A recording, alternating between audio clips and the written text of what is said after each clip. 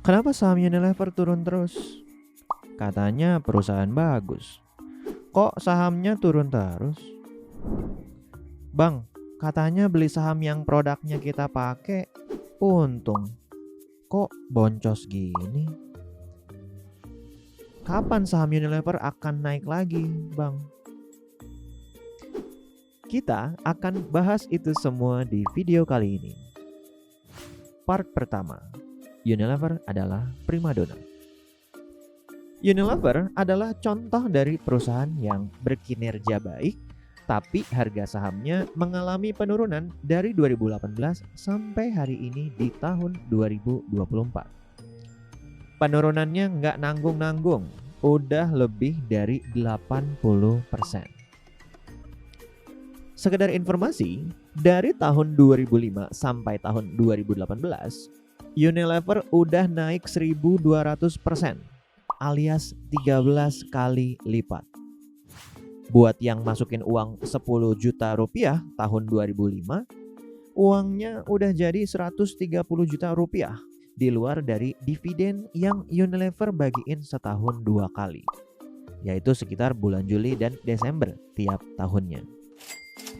Bahkan di tahun 2018, Unilever itu ranking kelima perusahaan termahal di Indonesia di bawah BCA, BRI, Sampurna, dan Telkom.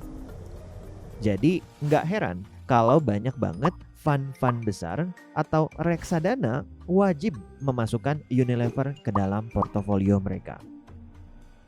Dan kebetulan gua masuk ke pasar modal sekitar tahun 2017-2018. Gua masih ingat banget kalau Unilever adalah salah satu contoh yang paling sering dipakai untuk semua orang ketika mereferensikan contoh perusahaan yang baik dan harga sahamnya naik terus. Bahkan hashtag yuk nabung saham dari Bursa Efek Indonesia saat itu pasti pakai contoh Unilever. Karena itulah yang mudah dijadikan contoh kepada orang-orang awam seperti kita. Jadi munculnya kata-kata belilah saham yang produknya kita pakai, itu nggak salah-salah banget pada saat itu. Dan lo semua harus memahami konteksnya ya ketika itu terjadi di tahun 2018. Apa yang bisa bikin saham sebagus ini runtuh? Rasanya hampir mustahil. Part 2, kejatuhan saham Unilever. Perusahaan Unilever di tahun 2005 laba bersihnya hanyalah 1,4 triliun rupiah. Tapi di tahun 2018 laba bersihnya udah jadi 9,1 triliun. Labanya naik 550%, harga sahamnya naik 1.200%. Tentu bukanlah hal yang mengherankan ya kalau pasar berekspektasi ke perusahaan Unilever untuk terus meningkatkan laba bersihnya dari waktu ke waktu. Sampai akhirnya di tahun 2019 ternyata laba bersih Unilever hanya 7,4 triliun rupiah. Harga sahamnya pun mulai patah dari titik tertingginya karena semua orang jadi mempertanyakan, kenapa Unilever kok labanya turun? Apa yang terjadi? Kinerja perusahaan ini diperburuk dengan tiba-tiba terjadi pandemi COVID di tahun 2020 yang dampaknya bahkan masih bisa kita rasakan sampai tahun 2024 ini. Akibatnya Unilever Indonesia di tahun 2020 labanya turun lagi jadi 7,2 triliun.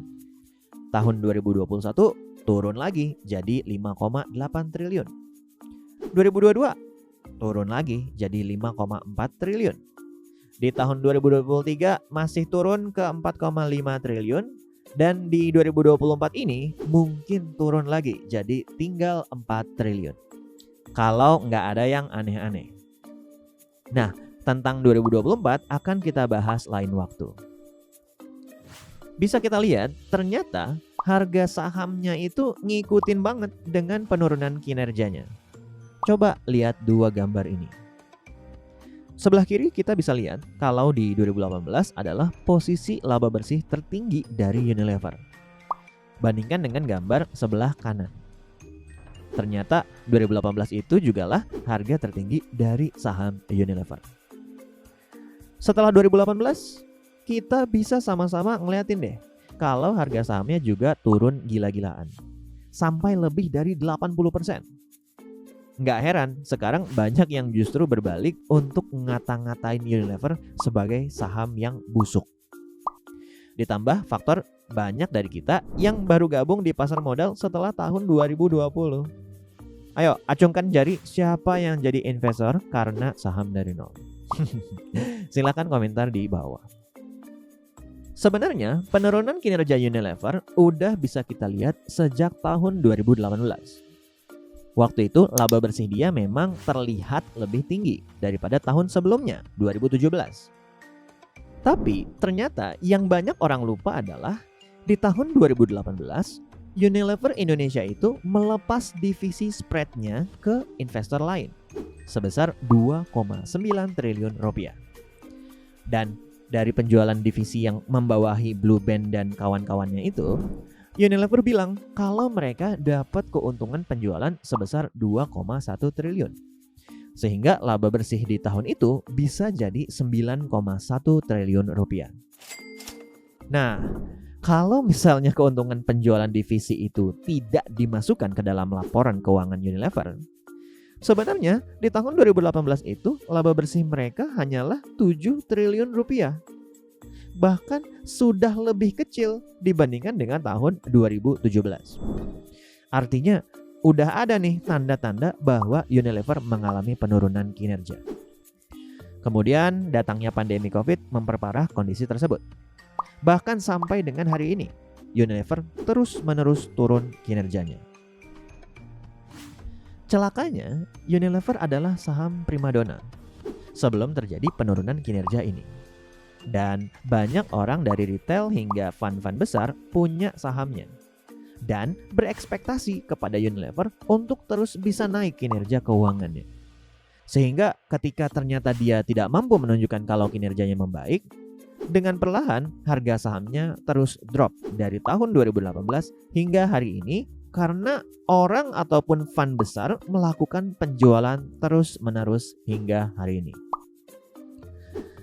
Kenapa bisa dropnya parah banget dari 2018 itu? Karena memang valuasi Unilever ini sudah sangat tinggi. Gua bahkan udah sempet bikin 2 video untuk menjelaskan valuasinya yang tinggi itu. Kalian bisa cek di sini dan di sini. Link videonya gua taruh deskripsi. Di level dunia pernah ada kasus seperti ini juga. Sekitar tahun 2000-an, saham Microsoft pada saat .com bubble tahun 2000 harganya pernah menyentuh titik tertingginya sebelum akhirnya harganya jatuh dan baru bisa kembali lagi sekitar 17 tahun kemudian. Hal ini bukan berarti Microsoft adalah perusahaan yang kinerjanya buruk ya. Dari zaman kita SD, ketika lagi belajar komputer di sekolah, kan hampir pasti operating systemnya pakai Windows. Nah, Windows itu adalah produknya Microsoft. Produknya dia dipakai setiap hari, bahkan di seluruh dunia, bukan di Indonesia doang. Apakah Microsoft adalah perusahaan yang kinerjanya buruk? Tentu aja enggak. Karena hari ini harga sahamnya udah bukan di level 9-10 dolaran lagi seperti tahun 2000-an itu. Tapi udah jadi 430 dolar. Dan dari dulu kinerja Microsoft selalu bagus. Tapi ketika kita beli perusahaan yang bagus di harga yang enggak bagus alias kemahalan, tentu itu bukan kombinasi yang ideal kalau kita mau berinvestasi ke saham perusahaan tersebut. Untuk tahu seberapa mahal saham Microsoft saat itu, mungkin teman-teman bisa baca-baca sendiri di internet. Oke? Balik lagi ke Unilever. Unilever adalah perusahaan dengan kinerja yang baik. Namun di tahun 2018 memang harganya sudah kelewat mahal. Ditambah dengan penurunan kinerjanya yang bahkan masih terus berlangsung hingga 5-6 tahun kemudian. Sehingga tidak mengherankan kalau penurunan yang terjadi di perusahaan ini masih terus berlangsung. Part 3. Kapan saham Unilever bisa naik lagi? Ini wajib menjadi pertanyaan kita semua. Bagaimanapun, Unilever Indonesia ini masih merupakan perusahaan yang kinerjanya baik. Di dalamnya ada lebih dari 40 merek yang mungkin masih kita pakai sampai hari ini. Dengan penurunan harganya yang udah lebih dari 80%, membuat harga saham Unilever hari ini menjadi lebih wajar dibandingkan dengan Unilever di tahun 2018. Apakah harga sekarang sudah murah? Belum tentu. Kalau kinerjanya turun terus, pasti harga sahamnya akan turun terus. Jadi, satu-satunya cara Unilever untuk bisa bangkit dari keterpurukannya adalah dengan menunjukkan bahwa perusahaan ini kinerjanya bisa meningkat dari kuartal ke kuartal lainnya. Akan lebih baik lagi kalau dari tahun ke tahun lainnya. Dan akan jauh lebih baik lagi kalau ini bisa terjadi dengan konsisten.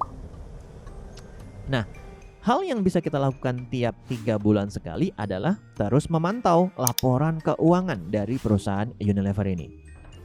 Gak usah ribet-ribet, cek aja laba bersihnya. Apakah turun lagi seperti yang udah-udah? Atau apakah ternyata labanya bisa dipertahankan seenggaknya sama seperti tahun lalu? Itu udah tanda yang baik. Karena kan dari kemarin turun terus kinerjanya. Atau bahkan laba bersihnya naik. Nah, tapi jangan senang dulu. Masih harus dicek apakah kenaikan itu dari kegiatan operasionalnya atau jangan-jangan dari yang lain. Seperti kasusnya di tahun 2018 itu, saat jualan divisi spread. Nah, spesial di tahun 2024 ini memang ada isu bahwa dia mau jual divisi bisnis es krimnya. Dan kemungkinan transaksinya adalah sekitar 7 triliun rupiah. Nanti jangan kaget ya kalau tiba-tiba laba bersih dari Unilever ini melonjak signifikan. Kenaikan laba yang bukan disebabkan oleh kegiatan operasional perusahaan adalah kenaikan palsu yang harus kita keluarkan dari perhitungan kita. Sekian aja video kali ini. Pesan gue tetap dari dulu. Jangan malu untuk belajar saham dari nol.